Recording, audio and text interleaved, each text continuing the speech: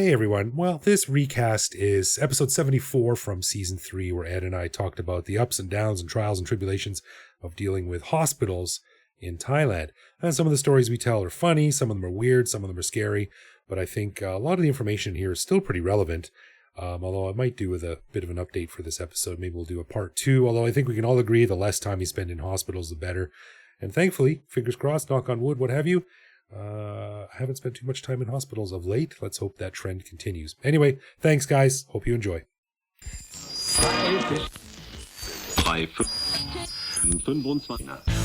On this episode, we discuss the ups and downs and ins and outs of visiting a hospital in Bangkok. So, if you're curious about medical care in Bangkok and want to hear a few strategies we've learned along the way, you'll love this episode of the Bangkok Podcast.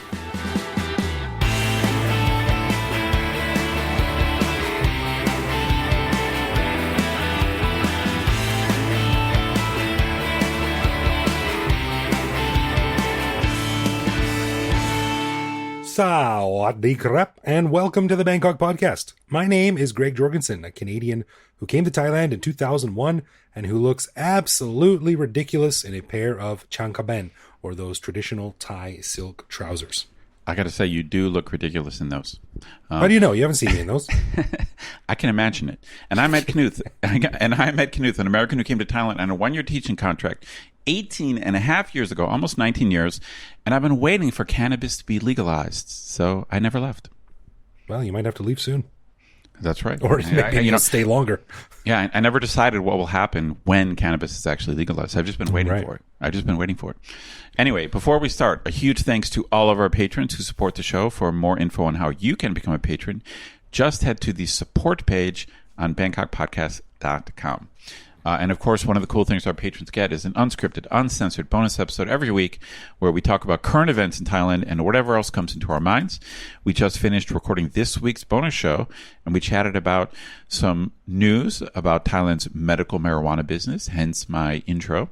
The news that maybe, just maybe, certain Thai bars in entertainment zones will be able to stay open until 4 a.m. And also a huge box of Canadian snacks that Greg got from a friend in the motherland, and from which Greg is going to give me some maple syrup. Yeah, I need to give you some maple syrup, otherwise I'm going to be in the hospital with diabetes. It's just not going to be a good scene. I'm going to take you up on that, man. I mean, as I said in the bonus show, I'm from the north coast of America. I live on Lake Erie, man, and so I'm almost Canadian, and I love maple syrup. You're an honorary Canadian. I'll take it as long as that comes with maple syrup. Right. Well, our buddy Ashley from the Daisy May and the Bangkok Podcast official tugboat in New York, he bought us a bottle of Adirondack maple syrup. Nice. Yeah, nice good stuff. I'm in. And by the way, those traditional Thai pants, those chongkaben, when we were getting married, we were trying on all these clothes and stuff like that. It's not related to anything we're talking about, by the way. But I decided, I'm like, I think I should just wear a regular suit. And my wife was like, well, try on the traditional Thai thing. So I went to the store and I tried it on and I came out and she looked at me and went, no, right immediately. That's great. I think I have one, my wife and I, we did wedding photos and I also put on some of that traditional clothes, but I think I went pretty minimal. Like as soon as I saw the rack of stuff, I'm like, no, I don't think I can do that. Not made for fat Western men. Let me just say that. Yeah, it doesn't. I guess some Westerners look okay in it, but not everybody. Yeah, like a mustache. It's kind of like a mustache. Only a certain number of guys can pull that off. All right. Well, before we jump into it, we have to mention our buddy Grant, who startled me the other day because I was, check this out, Ed. I didn't tell you the story yet. I was waiting for the BTS on the way to work the other day, and some guy walks, but suddenly I see this sort of like large shadow pass in front of me, and this guy walks by me and smacks my shoulder like that. Whoa. And I look up, I'm like, what? And he points at his ears and he goes, I'm listening to you right now. Oh, really? Yeah. Oh, that's great. It was one of our patrons, one of our buddies named Grant, and he lives close to me actually. And I was just like, what? I was startled because I was listening to my serial killer podcast, the last podcast on the left, which is one of my favorites. That is such a weird. But he's like, "Oh, sorry, I'm sorry I startled you." And I was like, no problem. It happens from time to time. But it was just very funny and very surreal. I'm listening to you right now. It's funny, those weird, those like spontaneous slaps, they can be very startling. It's like, there's something about that where like someone sees you and they're like, hey, and, and I've done it to other people too, where after you do it, you realize, oh God, that was kind of hard. Yeah. Or like, oh my God, I must have looked like an idiot. Just like deer in headlights. What? Yeah. That happened to me once. This is the only time I can remember where it's like, I've definitely made mistakes in class, but they don't involve touching students. But I was in class once, and I happened to have what did I have? I had like I think I had like lecture notes in my hand that were kind of like rolled up, and I was walking down this aisle, and I had been bugging the students like to stop talking or stop using their phones or something. There was a student on the aisle, and he just started talking or like doing exactly what I'd already told him 10 times not to do. And I smacked him right in the face with like these notes, lecture notes. Oh, geez, like I was just like smack. And as soon as I did it, I was like, holy crap. Like, I can't believe I did that. Oh, but like I was fired for that. I smacked him right in the face with like the lecture notes. And I couldn't believe it. Like there was zero forethought involved. It was, I guess I did it, but it's not like I really intended to do it. He just annoyed me at like the exact wrong time. But I think it's like those slaps. It's like you run into someone, you're like, hey, and you smack someone and you're like, oh shit. Like that was a little bit too hard, Yeah, no, but we always like running into listeners around Bangkok. So hello, Grant, and thanks for saying hi. And if you see me or Ed out and about, then let us know. Say hi. We like it. Yeah, but try not to like slap us inappropriately strongly. Or the face with papers. Jeez. Yeah, don't smack me in the face with paper just because I did it to someone else. All right, well, in this episode, we wanted to yak a little bit about hospitals in Thailand. Now, most people who live in Bangkok have experience in a hospital and would know that things like the level of service, the facilities, the cost, and the reputation varies greatly from hospital to hospital.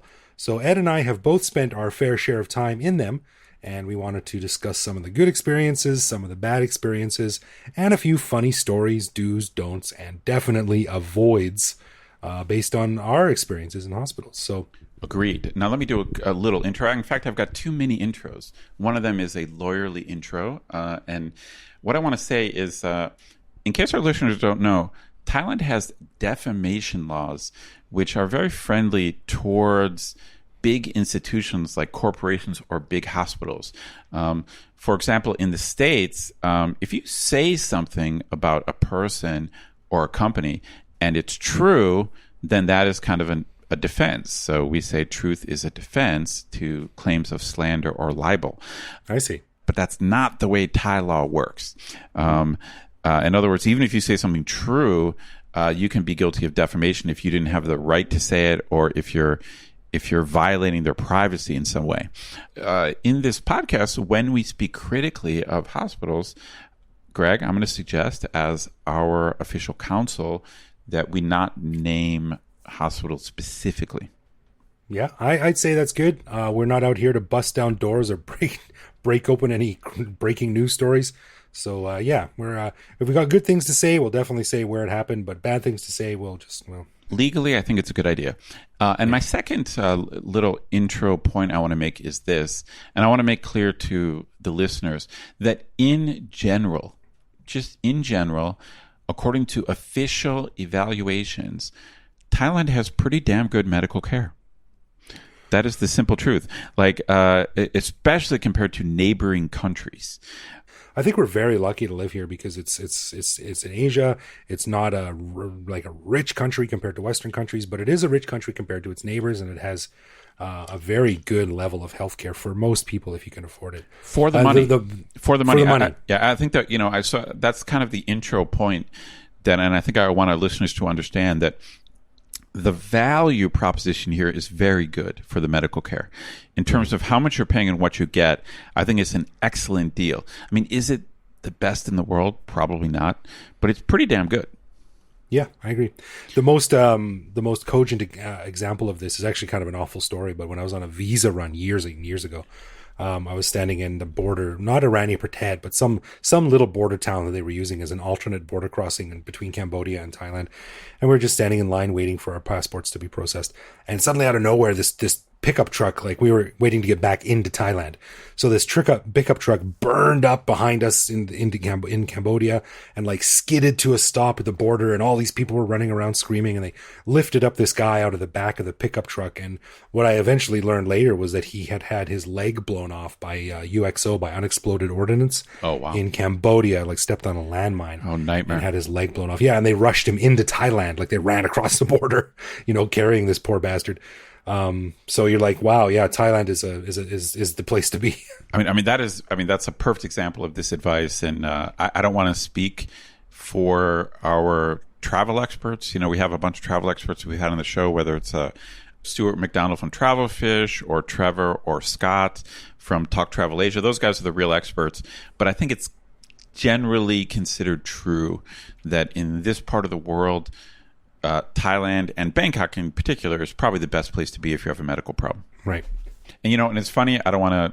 I'm going to let you talk, Greg. I promise you'll get your chance. Oh, good, because that never happens. I realized a third general point that must be made on this issue. What? So my third general point is that, especially compared to the U.S., they don't have the same legal protections for medical malpractice that you see in the West, and I think.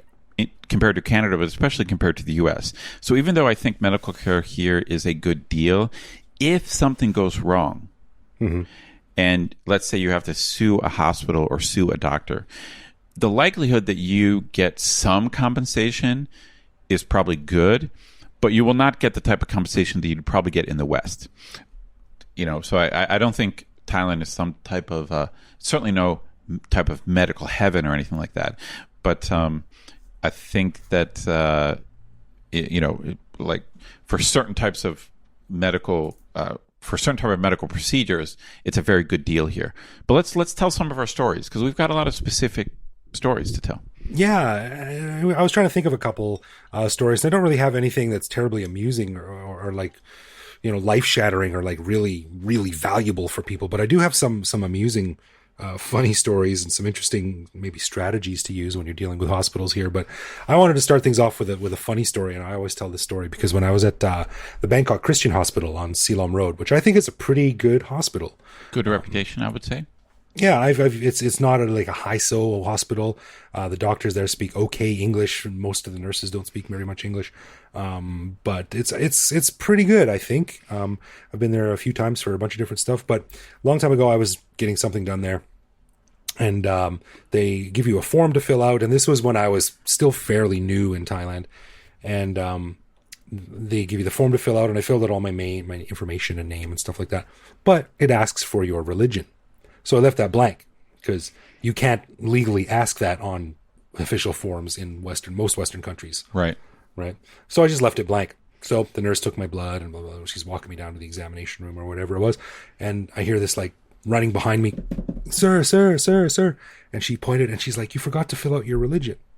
And I realized like this is the Bangkok Christian Hospital. So it was a hospital, started by a Christian mission. And I'm assuming it still has a large Christian sort of aura around it, no pun intended. And so I took it and I was like, oh, well, I mean, I can't write atheist. So I wrote Jedi.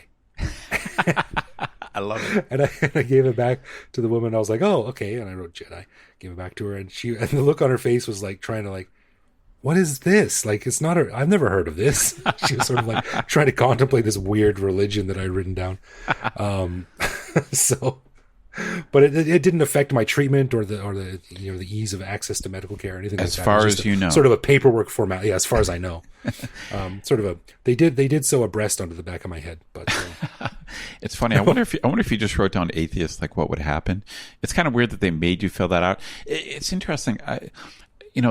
Something like a religious question, it might have a place, and I don't even know what U.S. law is on that specific thing, because, some people might want to talk to a priest, or if they're dying, or they might want whatever last rites. So that's a good point. I never thought of that. I'm thinking that in the U.S., it certainly wouldn't be required, but they might ask. I wonder if hospitals might possibly ask in the States. I'm not sure. I don't remember that happening. But just as soon as before the doctor puts on a mask and he says, "Okay, ready to go under?" I'll just push his hand away and look at him in the eye and go, "Do or do not. There is no try." That's right. You want your surgeon to be a Jedi. That's really what you want. That's right. He pulls out a lightsaber to operate on me. Whoa. It's funny when it comes to specific Thai hospital stories. It's fascinating because I have some incredibly good ones, and I can honestly say that Bangkok hospitals have saved my life. And I'm not going to go into too much detail. And I can't remember. God, what is this, show 74? Is that right? This is 74, yeah. Yeah, so I can't remember what I've talked about, but I am a cancer survivor, and I was diagnosed with cancer at a Thai hospital here in Bangkok, and I survived, and I got cured, or apparently cured, and also the way that it happened, it really was kind of a judgment call of the doctor to run some tests. In other words, it's like I had a problem, the doctor thought it was one thing, gave me like a shot. But I specifically remember him saying, we better check this and let's get you an ultrasound. So he was kind of going extra a little bit, and then that ultrasound found a tumor, and I ended up getting diagnosed with cancer, had surgery, had the tumor removed, survived, everything is good.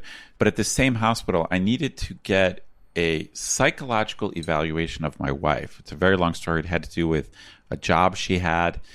And I just needed to get a psychological evaluation, not because something was wrong, but because nothing was wrong. So it's like I went in with my wife and talked to a psychiatrist, and basically the idea was we just wanted her to undergo an evaluation, and of course we wanted, we assumed the evaluation would say, okay, as far as we can tell, right, she's normal, no problems. And it ended up being this weird, ugly argument where the psychiatrist was like, well, if she's not symptomatic, it's like I can't examine her. Yeah. And I was like, no. So I'm trying to explain to the guy, I don't think there's anything wrong with her. I just want you to verify that as far as just whatever, give her the test, interview her. I don't know, I don't know what psychiatrists do. I'm just like, don't you have tests? I thought there were like psychological tests. Isn't that what you do for a living? So I was just like, evaluate her and then write down what you think. That's all we're asking. And basically, they refused to do it. It ended up being a fairly ugly thing. And I felt somewhat vindicated because, we had no choice but to leave and go to another hospital, which was actually a competitor, another famous Bangkok International Hospital, which I won't name. I won't name either of them. But we go into like this other famous Bangkok International Hospital, sit down with a psychiatrist. I explain exactly the same thing. And the doctor's like, so you just need me to evaluate her? And I'm like, yeah. And he's like, okay. And he like asked me to leave. He talked to her for 20 minutes, wrote a report, just said, as far as I can tell, she's normal. And I was just like, thank you so much. Yeah. It's weird because medical care is like a service industry. A lot of it just depends on the person. Like some doctors just give good service. It's like they have good customer relations abilities, and other doctors don't. They just don't have that. And that's what I learned here dealing with Thai hospitals is the value of a second opinion. And another interesting angle to this whole discussion we're having is that I left Canada when I was 26. And when you're 26, you're invincible. Nothing can hurt you. You don't have any, I've luckily had very little experience with the Canadian healthcare system. I never paid for anything or anything like that. But I don't really know the strategies and the shortcuts and how to deal with this and that because I was 26 years old. What 26-year-old knows all the nuance of dealing with the federal healthcare system? So I learned a lot in Thailand, and I really did learn the value of second opinions. And the doctors are just people. They're just doing their job. It's like a mechanic. Like one mechanic can say, oh, nothing's wrong with your car. And then another mechanic can hear a sound and go, oh yeah, it's probably this. And, I know that's a sloppy analogy, but you get what I'm getting at. One of the stories I have for this is when, I may have mentioned this on the show before, but I had something with my foot. It wasn't anything major, but I went to one major hospital, in Bangkok, a well-known hospital. And I said, this thing on my foot, and they took a whole bunch of x-rays. And the doctor said, yeah, well, this is going to cost about 70,000 baht. We've got to cut it out and get in there with, file the bone down or whatever. And I was like, ooh, I didn't have insurance at the time. And I said, okay, well, it's not going to happen, but thanks for your time. And then he gave me the x-rays, and I took the x-rays to another well-known hospital. And I came in and I said, I got this thing on my foot. Here's the x-rays. What do you say? And I was fully expecting much the same thing. But the guy was like, He looked really closely at the x-rays. He goes, I don't think this is a operation or anything like that. He goes, try this cream. And he gave me this cream, 600 baht. Oh, really? Yeah, 600 baht. And went home. A week later, 100% recovery. Oh, no wow. problems whatsoever. I mean, that definitely tells you the value of a second opinion. You know where I thought that, here's where I thought this story was going to go. And I think this is a worthwhile thing for our listeners to know. And actually, I'm curious what you say about this.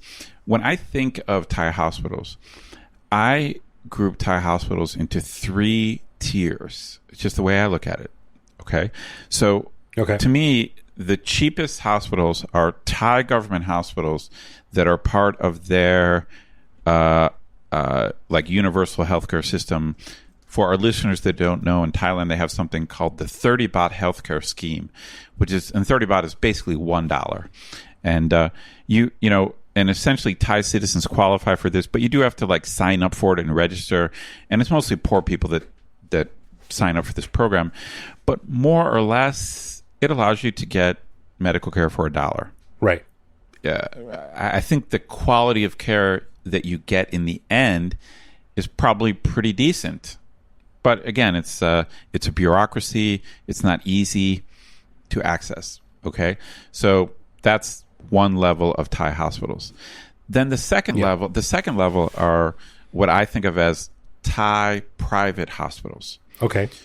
So these are things where you're paying. It's more for-profit type thing, but it's predominantly catering to Thai people. So these are probably like catering towards like the Thai middle class and potentially maybe some wealthy Thais. And so these hospitals are considerably more expensive than the government hospitals, especially the 30 baht healthcare scheme.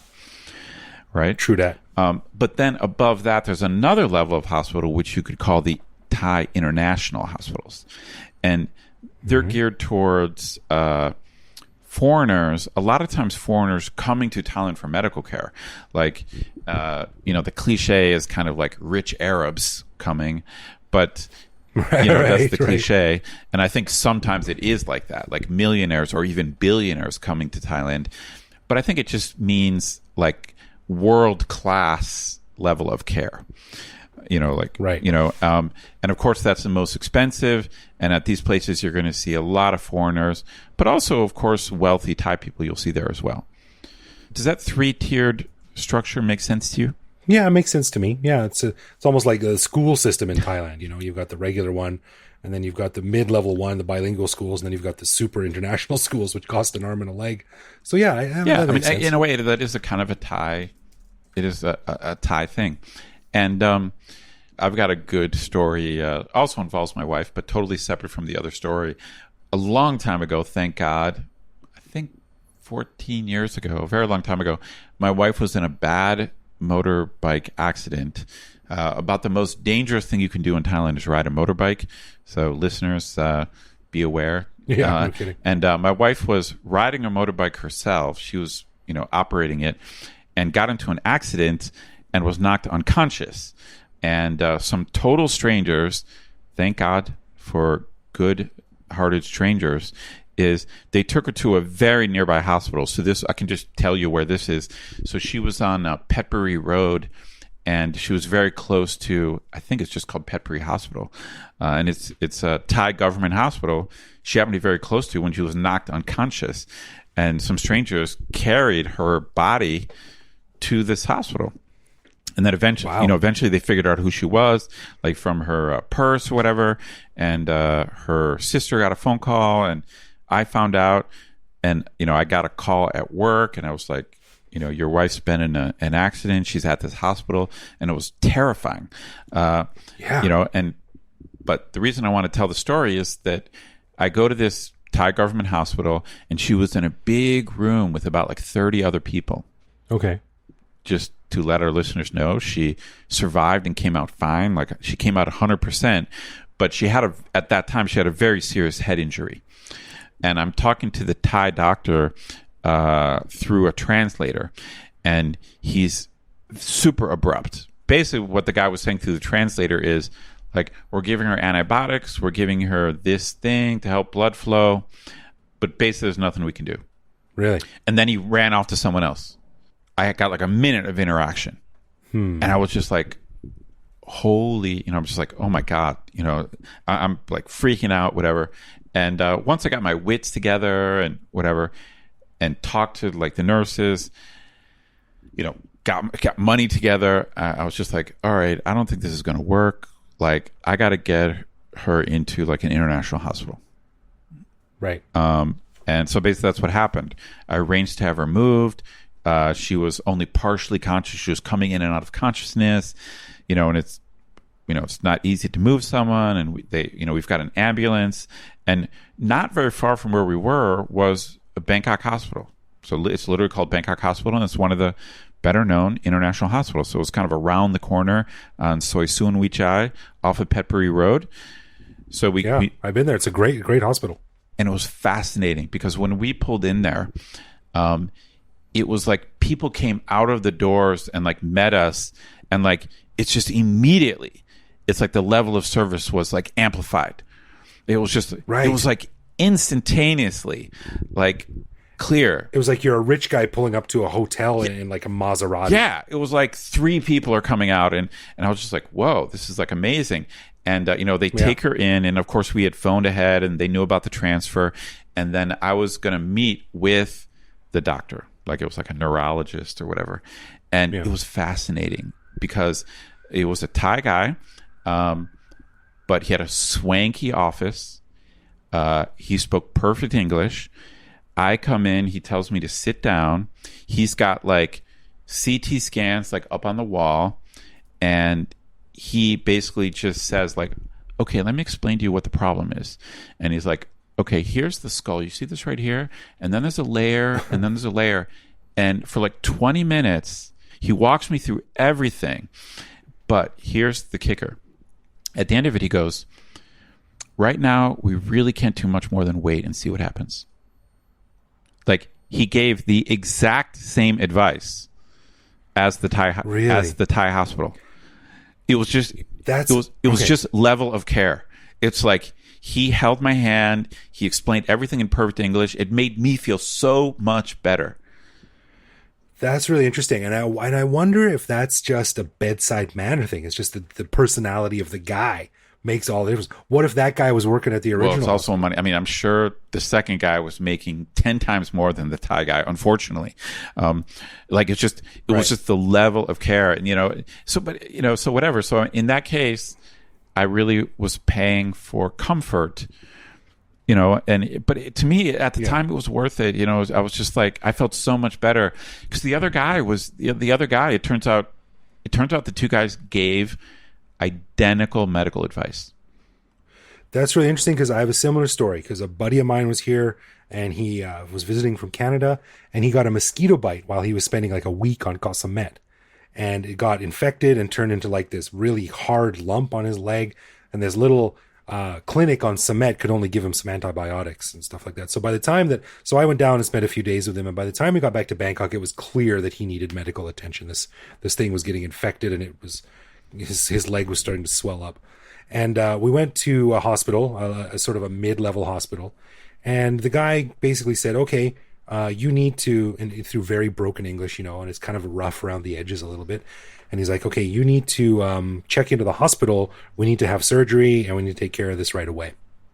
And my buddy was a little bit trepidatious. He wanted to make sure he had the best health care because he had full insurance that would pay for anything. So he said, what do you think? And I was like, well, let's go to like Bummergrad because that's like the top hospital, right? So I said, let's go to Bummergrad. You're guaranteed to get really good service there. And if insurance is paying for it, then why not? So we went to Bummergrad, and it was the exact same experience. He had, people wheel him out on a like a gurney and stuff like that. And they checked him in, and he had a swank private room with a TV and Wi-Fi. And the advice they gave, exactly the same. we got to get you checked in, we got to get you into surgery, and you're probably going to be here for a week. It's a strange thing because I'm sure that they must have some experts at those expensive hospitals that are not at the cheaper hospitals. I'm sure that must be the case. Like they must be capable of doing more sophisticated surgeries and things like that. They must be. But the bottom line is, I think you're really paying for the comfort and the care and the special handling and the better English. Like, it's peace of mind, man. And that in itself is almost a medical I mean, that's why, it's funny because I never regretted making the move, like to Bangkok Hospital. It was 7 or 8 times more expensive. It was like, it was more than 5 times more expensive. But I basically really never doubted it, because it was just, I just felt so much more comfortable there. It's like they were so good. And I mean, it's the level of English, and it was the time that the guy had. It's a simple thing, but it makes such a huge difference, and especially in a stressful situation like that, where all you want is someone to give you a hug, and say it's all good, we got this. Yeah, I mean it was, but I mean I remember it just, I think I was in his office for 30 to 45 minutes, and he just answered any question because I had all these questions. I didn't know anything about head injuries or head trauma, and he just was willing to talk to me for as long as I needed. One story I tell a lot is my experience getting an MRI for my back because I've got a bad back, and I went to Bummergrad, and I walked in and the doctor examined me and he's like, yeah, I think we need to take some. He took some X-rays and he's like, okay, there's a problem here. We need to do an MRI, and the only experience I had with MRI was my parents back in Canada. Now, say what you will about nationalized medicine. Generally free for everyone, but it's not the like sort of unicorn paradise that everyone thinks it is. There's still long waiting times. There's a problem, sure. Yeah, exactly. So my stepdad had to wait for like 3 months to get an MRI or something like that. So he's like, we're going to need an MRI. And I said, okay, well, okay, when can we do that? And he said, and he looked at his watch and he goes, can you come back tonight? And I was like, and actually I was watching a TV show that night. I remember I had plans to go home and watch this show with my wife. It was on TV, and I was like, actually, can I come back tomorrow? And he goes, yeah, okay, come back tomorrow. So I went to an MRI, and I actually put him off because I was too busy. Funny. It's strange. I've talked to my family about this. It's like my sisters, my family, my friends. Like we're all getting older now, so most of us have some kind of medical problems. And and it's like so I've had these conversations with my family and friends about Thai medical care, and they're curious what it's like over here, and it really is like a balancing of pros and cons. It's like, I think, so for example, in Canada you have this something like the National Health Service that Britain has, but you've got to deal with like wait lists and wait times and stuff, so it's not perfect, so in the US we don't have that, and it's an understatement. We don't have that, but we do have a high quality of care in general, especially if you can pay for it. So if I was going to have like some sophisticated procedure, I would want to be in my hometown. But I got to be honest, if I needed any run-of-the-mill surgery, I would rather be in Thailand. Because I think that, like, I think the medical care here is good. It's genuinely good. So it's strange. It's like I kind of feel pretty good about being here, and I would only feel bad about being here if I had some quite sophisticated problem. Interesting you say that, because I was talking to a friend of mine today actually about tonight's show, and he just got some treatment for prostate cancer, and he didn't end up getting this, but it was a potential option for him. But he could have gotten proton therapy, which is like a brand new thing. It's like one step beyond traditional radiation therapy.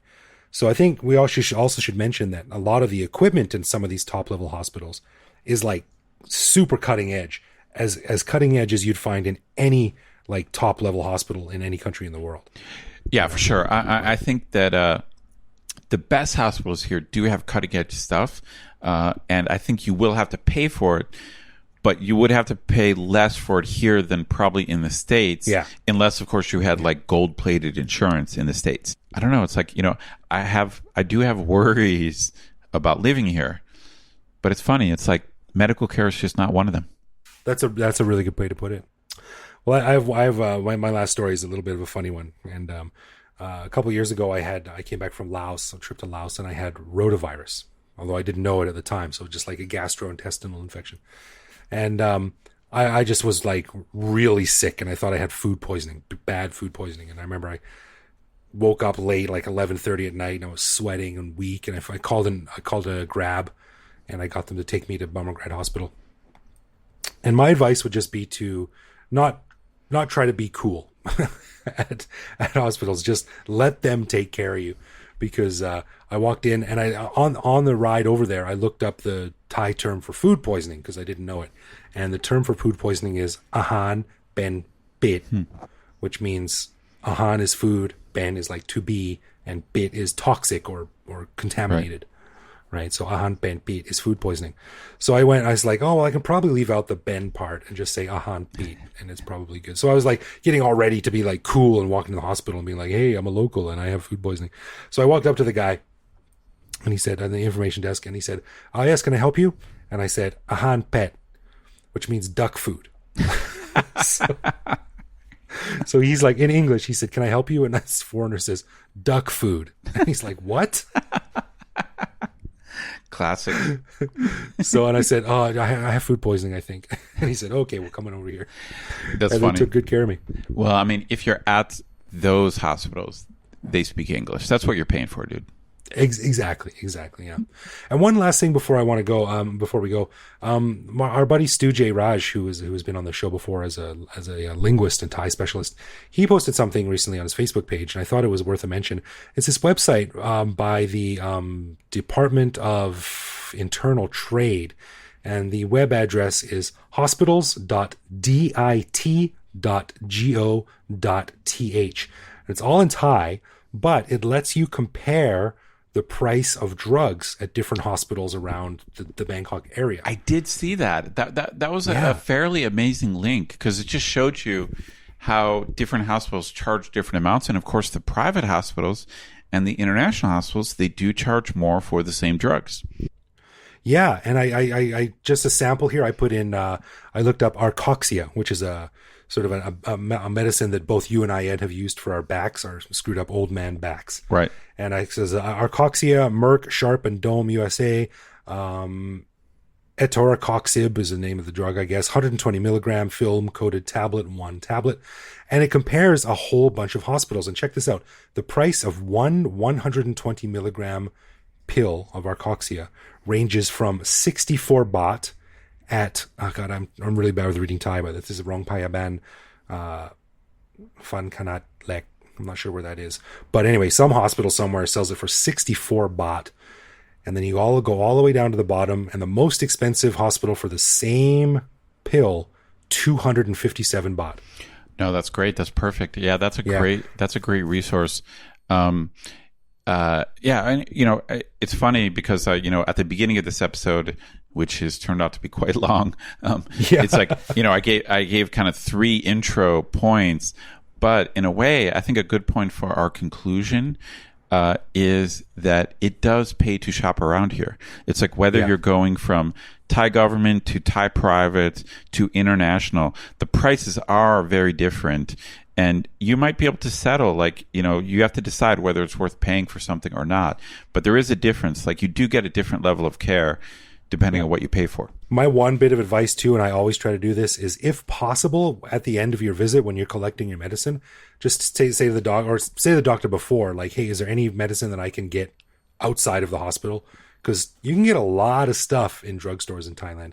And as we just talked about, a lot of there's a pretty significant markup on a lot of them. You can't get everything, but if they're going to give you like some ibuprofen or something like that, just be like, I'll get that at Boots at the drugstore at the corner. Definitely. I don't need to buy it from the hospital. Very good advice. That's my one bit of advice. Yes, I agree. I agree wholeheartedly. Well, I think we're lucky to be living in a country like Thailand. There is very good healthcare available, but there are some things you need to know first. So research. Definitely. Yeah. All right, let's get into some love, loathe, or live with, where one of us surprises the other with a particular aspect of life in Bangkok, which we then discuss and decide if it's something we love about living here, loathe about living here, or have just merely come to accept it as part of the crazy life we live in Bangkok. So this week, it is back over to me. You gave me a food-based trivial tie for our quiz segment on the bonus show, so I'm going to give you a food-based love, loathe, or live with. Yeah. What do you think of MK restaurants? Oh, interesting question. I know. Okay, so let me say. So MK is a very popular brand of Thai restaurants, and for me, I always associate MK with S&P, even though I think they're totally different, and I think they compete, and they're not really that similar, but they're kind of like, I think of them as kind of like Thai family restaurants. Does that make sense? It's like I feel like there's a very both S&P and MK, they have kind of this middle class vibe. Yeah, I agree. They're not. See a lot of families in there for dinner, like a cheap little place to take your kids and enjoy. And they're not too expensive, but they're not. It's not street food. Right. Here's the truth. I'm basically not a fan of either MK or S&P. Like for me, it's strange. It's like, in a way, it kind of doesn't make sense. But I like Thai street food, and then I like nice Thai restaurants. For some reason, it's like this like middle level. It doesn't do anything for me. I'm not sure why. Oh. Look at Mr. Ed and his high horse over here. No, but it's not. It's like I like street food. So it's not like I'm looking for some place to spend more money. That doesn't make sense. I dig it. It's like MK and S&P. MK especially, I don't know. In my experience, I feel like it's more crowded. I always feel like when my wife wants to go to MK, it's like we're waiting in line. And I don't know. And it's like I'm not a huge fan of the pot at the table. To cook your own food. Because they've got a pot of boiling water in the middle of the table, and you order your ingredients, and then you dump it in the pot. Yeah, it's a very Thai/Asian. I know it's also, there's Korean barbecue and stuff. I'm not a big fan of the pot in the middle of the table. I don't know, maybe it's just because I didn't grow up that way. I'm not exactly sure. I guess, so if I had to choose between, I think it's MK tends to be crowded, man. It's like every time I go, it's always crowded. And so is this a loathe? I wouldn't say loathe. I tend to just avoid it. I'm gonna go live with, but don't really like it. Not a big fan. Not a big fan. What do you think? I'm curious. What do you think? I love it. I love MK, and when people say that I don't like it, I don't really get it. Interesting. I think it's great. It's not expensive. It's healthy because you're basically making boiled vegetables. The sauce they have, the dipping sauce, I really love that. And they've got really good duck and red pork, and you can order a small plate or a big plate, and they bring out a solid plate of meat, which is good. So that plus like a nice vegetable soup, I think it's great. I love it. I really enjoy going there, and I don't get why people say they dislike it. I think it's interesting. It's good all around food. I mean, good for vegetarians, good for meat eaters. Everything you say makes sense. And I could see, some people get a little bit freaked out about street food. But if you're the kind of person who's like, when you look at street food and you're like, that's kind of sketchy, then I think MK totally makes sense because it's obviously like cleaner and is in a lot of ways it's the same thing, but obviously cleaner and nicer, and you're cooking your own food. So I think it makes sense from that respect. Yeah, I'm not sure why I never caught on. I mean, I've gone there many times. I don't know. I just never got into it. Maybe I just, I think we talked about last week how I do actually put ice in my beer. So I do change my ways, but like the cooking. You're going to come around, man. In a few more years, you're going to be sitting at an MK with ice in your beer. You're going to have your wife beater pulled up over your belly. I don't know. Gone full time. I just never got into like boiling the food at the table. Just I'm going to go live with.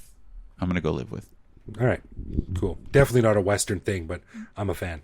All right. Well, before we wrap up, I'd like to give a special thanks to all of our lovely patrons. As you know, we don't run ads or have sponsors, so we really do appreciate the support we get from our patrons. If you want to learn more, just head to bangkokpodcast.com/support. And if you want to get in touch with us, it's easy. Bangkok Podcast on social media, bangkokpodcast.com on the web, or simply bangkokpodcast@gmail.com. It doesn't get any easier than that. We are very polite, and if you write, we will answer. Yeah, you can also find each episode on YouTube, and you can also follow us online where we post each episode and carry on conversations with you, our listeners. You can also reach out to me directly on Twitter, Brian BKK Greg. So thank you for listening, everyone. We'll see you back here next week. No doubt.